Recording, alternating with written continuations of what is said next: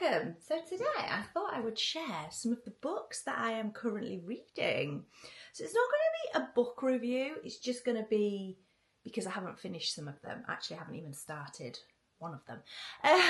So I'm just going to chat through what I am getting through at the moment.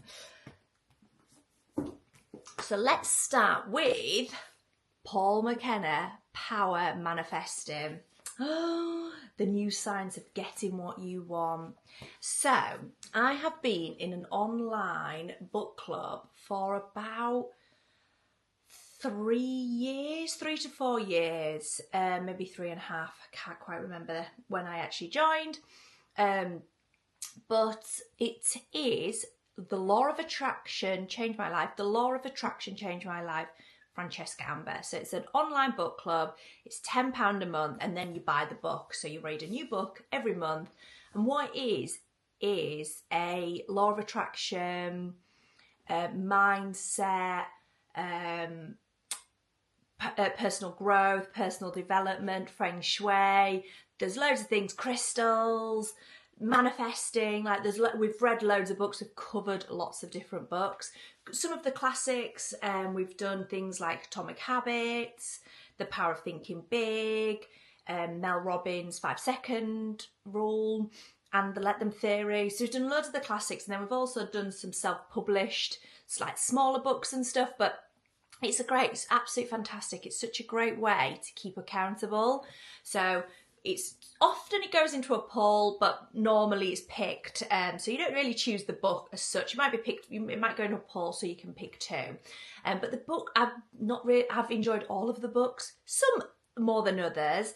But to be honest, I've taken something away from every single book, and I have probably done over 30 books in the book club. So it's really good. I really enjoyed doing that.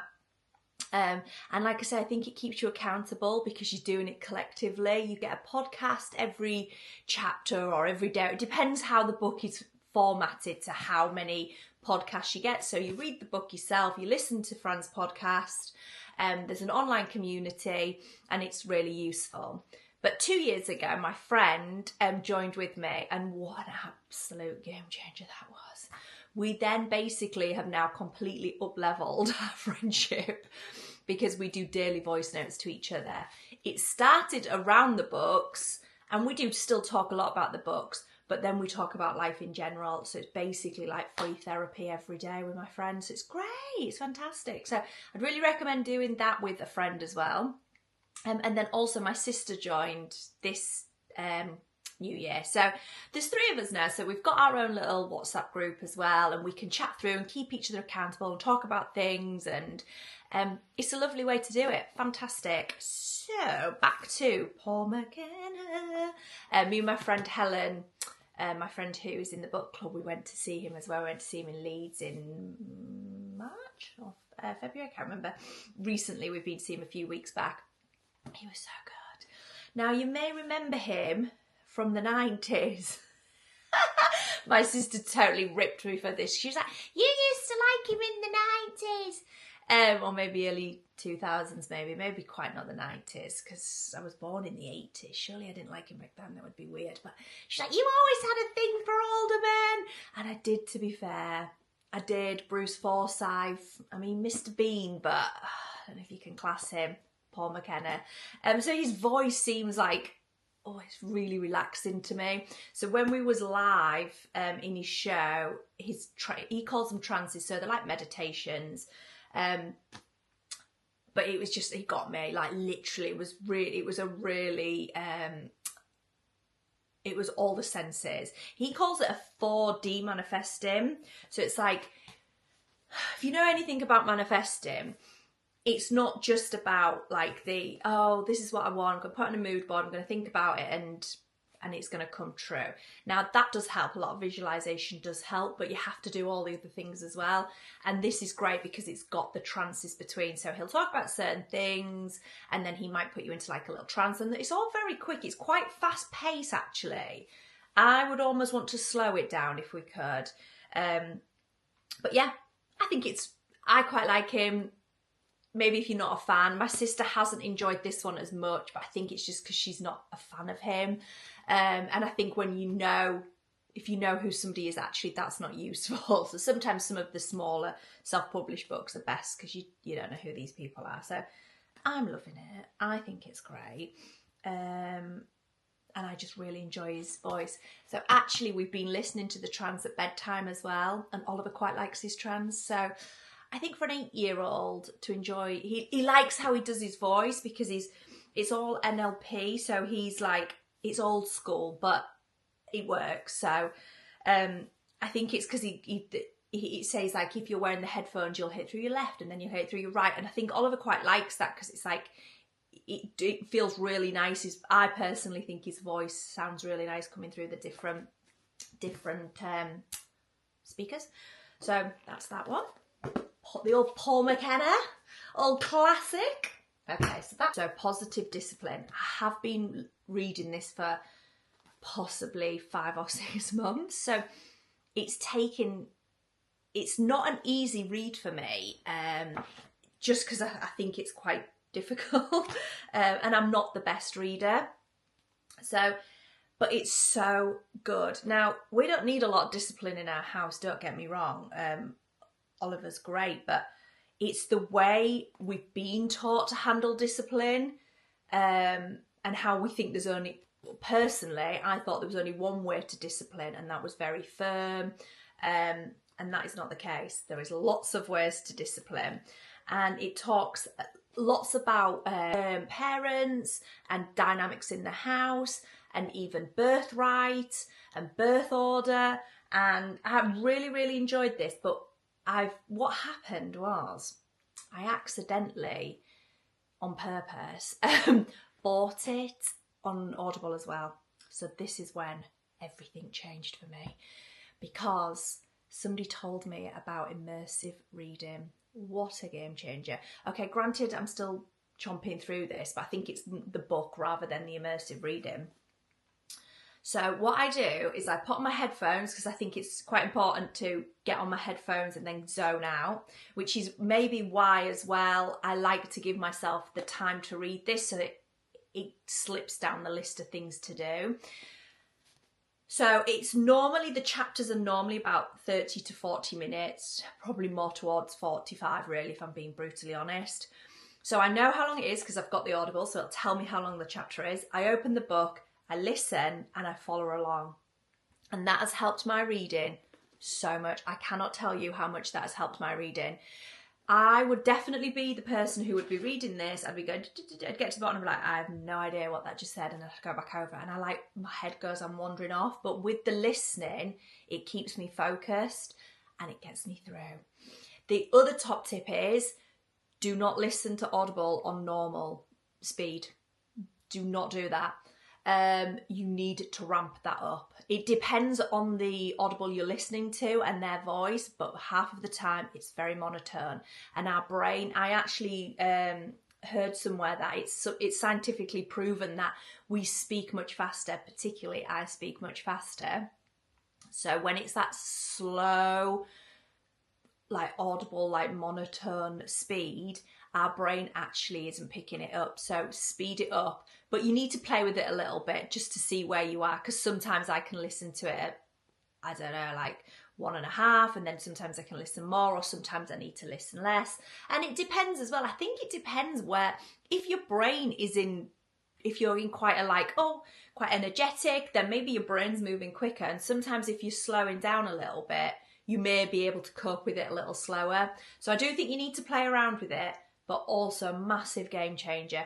You can do the same with podcasts as well if they're feeling a little bit slow. But podcast tends to be their voice, they use their voice much better, I find. But on the Audibles,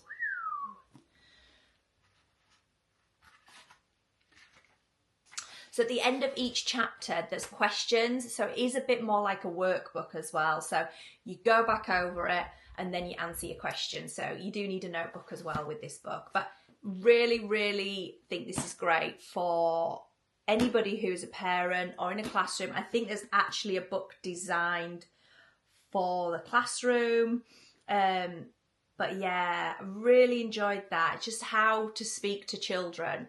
And I think we have a lot of childism going on in our society. And at the end of the day, children are just little humans and we should treat them with the respect we would expect to be treated with. But on the other hand, you don't want to go too far where you're giving them too much freedom, because that's not safe either. Children do need boundaries and feeling safe, and they need to understand that we're doing things for a reason and not just letting them go completely rogue. So really, really recommend this book. I do not know how I've not already read this book.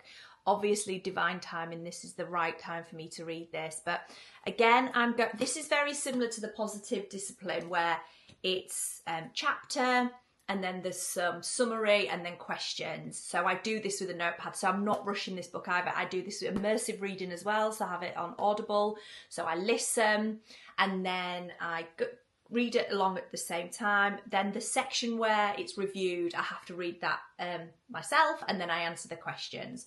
But it's so good. Like, I'm so aligned with everything he says in this book. Yeah, I mean, I was going to say I could have wrote it myself. I couldn't have wrote it myself. But our thought process, and I just totally agree with everything. And it's really useful because it feels very aligned with homeschooling and home educating. When we took Oliver out of school to home educate him, some of the things that we had in mind and some of our theories are so aligned with this book, and how the school system works and doesn't work for some children. So yeah, really, really loving this book. I mean, it's an absolute classic. I mean, everybody's heard of this book, I think. I may have listened to it years ago on like Blinkist. I used to have the app Blinkist. I think that's what it's called. I don't even know if it's probably still around, where they summarise the book into like 15 minutes, which is great. And I used to really like doing that, but you don't get all the information. And I think it's like anything, you've got to really submerge yourself into the book to really understand the book. It's great to get clippets, and I think actually it's quite good to go back on old books with the Blinkist app, or an app like that where you can go, I love that book. Don't have time to read it again, but I'd love a quick, and I think that will jog your memory. So I think apps like that are really good for reading. But yeah, everybody should read this book. Bloody brilliant. I'd love Oliver to read a book like this. So the next book is actually, so I asked ChatGPT about the theories in this book, if there was one that was designed around YouTube particularly, but businesses online rather than traditional businesses, because the only problem about this book is it's very much about investment in properties and stocks, and I feel like that obviously money in them things are still very valuable, but it was almost dated, because I think in this day and age some of the traditional jobs are maybe not as popular.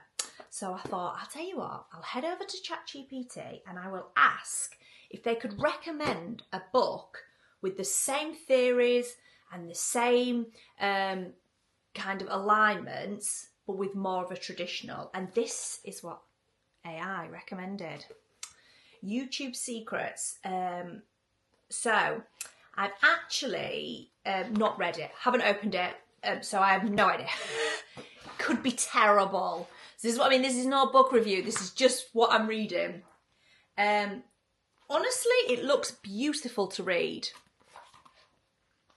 Beautiful. Like, it's put together so nicely. It's so appealing. It's in nice little sections. It's got nice chapters. So far, I am excited. But as you can see, I've got a lot of books going on. So sometimes I kind of have to pace myself and go, right, you've got to get through some before you open another. I don't think I'm going to get through some. I think I will open this at some point. And I might go immersive on this one as well, because I think I can get this on Audible. And when I'm trying to learn something, like I say, I think this is just a total game changer. Okay, it costs more. I'm basically buying the book twice. But, you know, the book Rich Dad Poor Dad says you'll never regret investing in yourself and on your education. So buy the books, buy it hard copy, buy it Audible, buy it in a book club, you name it, get it. Buy Blinkist and then summarise it. You do whatever you've got to do. I enjoy it. So there you go. So this book is by two guys that have YouTube channels. And I have actually followed them, only all off the back of ChatGPT recommending this book to me.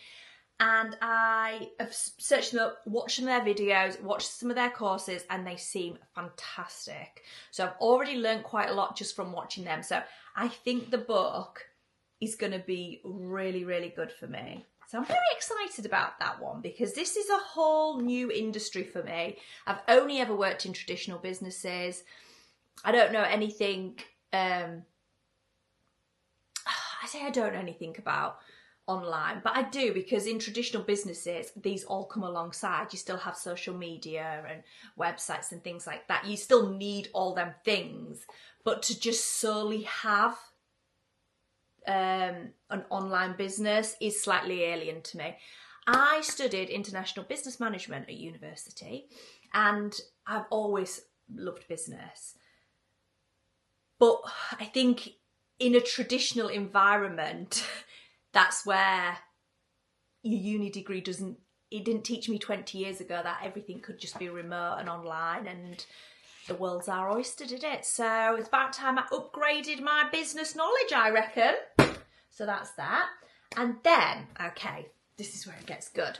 So after I joined the book club, we haven't worked out how many years ago, but whenever that was, I was love reading these type of books. But some of them are quite deep. Some of them you have to do all the deep diving and the inner child work, and sometimes they can be quite intense. They can bring up things that you don't always want to deal with. So you don't always want to read them at bedtime.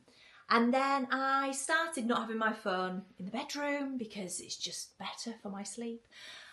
And I wanted to start reading something on a night time that was just very relaxed. Didn't really have to, really easy for me, and then I could nod off. Well, welcome the spicy reads.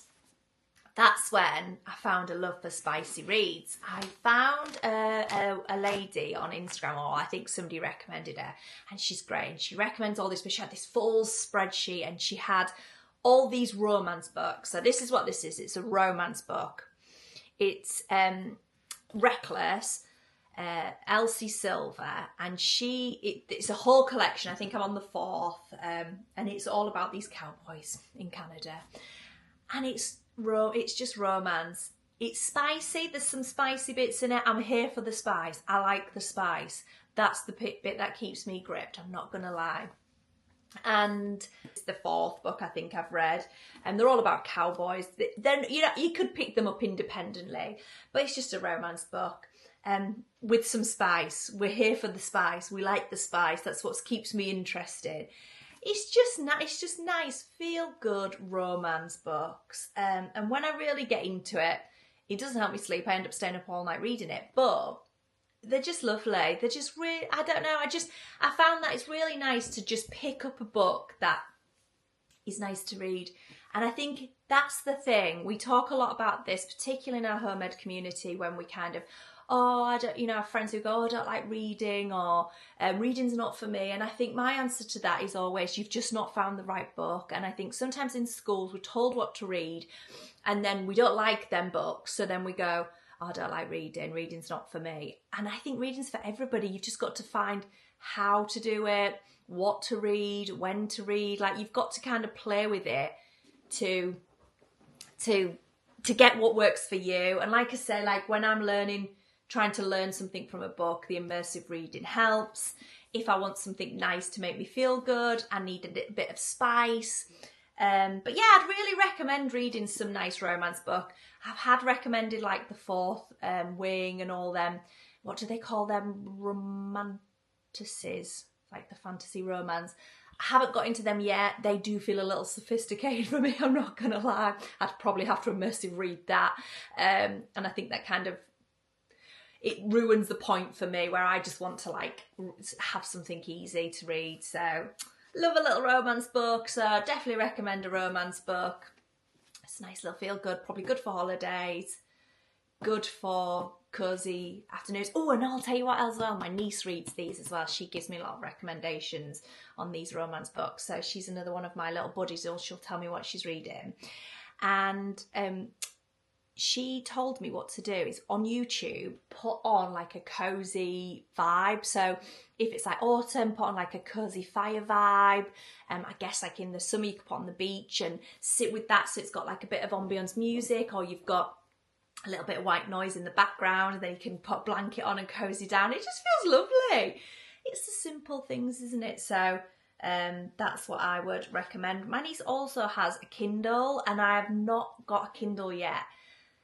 I can't decide. I just love the books, but I don't go very far. I think if you're traveling and stuff, obviously it's great to have a Kindle, because I couldn't take all these books with me, could I? So I think that would be useful, but yeah, I don't know. Let me know what you think if anybody has a Kindle, and if you'd recommend it. Once you go to a Kindle, is that it? Do you never look back? I don't know. Something about going into the works and buying romance books just feels good, doesn't it? Okay, so we're getting down to the last few now. So the other book is this book, and this is a daily book. And my friend actually bought me this one for Christmas, so I think she also has it. And basically, it's the Divine Feminine Wisdom, 365 days of Divine Feminine Wisdom. So every single day, there's a section to read. So it's not too long. There's only like a little bit. So I have that next to the bed. So I just read that in the morning, see what it says. Now it's all aligned with the seasons. So it's absolutely beautiful, because let's be fair, that if we all follow the seasons, we'd do a lot better than following the calendar. So now we're in spring. It's talking a lot about all the spring and coming to life and the real new year and all just the beautifulness of spring, but embracing your divine feminine, because a lot of our calendar is not around the divine feminine, it's around the masculine, which is great for the men, but we need to find balance. We need to bring back in some feminine design, feminine divine, or design, who knows. So yeah, so I love this book. So this is what I have every day as well. Okay, now these last two, I don't have every day. These are just next to my bed. These are like little reference books. So this one I keep next to the bed, and if I wake up and I've had a dream, I go straight to the dream. So it's basically an encyclopedia, the Dream Dictionary, A to Z. So yeah, the Dream Dictionary, A to Z. So if I've had a dream, I wake up, I like to refer to my dream. I don't have a notepad. I know a lot of people have dream notepads, but I already have a lot of notepads, so I don't really want another notepad. I just tend to look it up, and then that's that really. So it's good. It's really nice, because sometimes you wake up and you think, oh, I've had a really nice dream, and it's nice to look up. But sometimes when you've not had a nice dream, you want to look it up, don't you, and find out what it means. And often it doesn't actually mean what you think it means. So yeah, I'd recommend a dream book next to the bed. Why not? If you're a dreamer, go for that. And then the other one is You Can Heal Your Life. The absolute legend that is Louise Hay. I think we read this in the book club. I'm pretty certain we did actually, and that's where this has come from, and it's stuck with me ever since. But the bit I love about this is this also has a dictionary in the back. So it has all the, what does it call it? It calls it the list. And it's just basically a list of any ailments, like common ailments. So I had a migraine the other day, so let's have a look what that means. So basically, if I've got any ailments or anybody in the family or anybody. I just look it up and see what it says. So migraine, so it says migraine headache, and then, so it'll say the little migraine headache, and then next to it, it'll say dislike of being driven, resisting the flow of life, sexual fears can usually be relieved by masturbation. Oh, should have read first, shouldn't I? So that's interesting. Resisting the flow of life, sexual fears. That's very interesting. Got a little bit spicy. Didn't expect that, did we? We only were thinking the cowboys were bringing the spice, but Louise Hay. Connection. So, although if you've got an ailment, I'm not saying you don't. Like, I did definitely have a physical migraine at the weekend, but it comes in the head. So it's come from my head. It's been manifested into the body, and it talks very much about like the mind-body connection. It's like when you get embarrassed and your face goes red. How does your body know you're embarrassed? Like, how does that know? How is that connected? And it's very much about that, and I really believe that. I think it's got a lot of legs for me on that. So I'm not saying if you've got an ailment or you've got something wrong with you that you're making it up. That's definitely not what I'm saying. I'm just saying that the underlying problem is something that's probably going on in your head, in your body, that you can probably try and figure out yourself, but it does take a bit of work. Eat them all to get rid of the headache. But yeah, so that's a really good book. I should probably read that book again, to be honest. I should probably go back over that book and have a look at it, because it's a good read, but like I say, it's just more of a reference book to me. So that's it. That is my books that I'm kind of chomping through at the moment. So I like to have a few on the go, like I said. But yes, so let me know if anybody's read any of them books, or anybody has any recommendations, because I do like a recommendation. But it could go on forever, couldn't we? So maybe I do need the Kindle, and then I could go on forever. It wouldn't matter as much. Enjoyed today's video. Love chatting to you as always, and we'll speak soon. See you soon. Bye.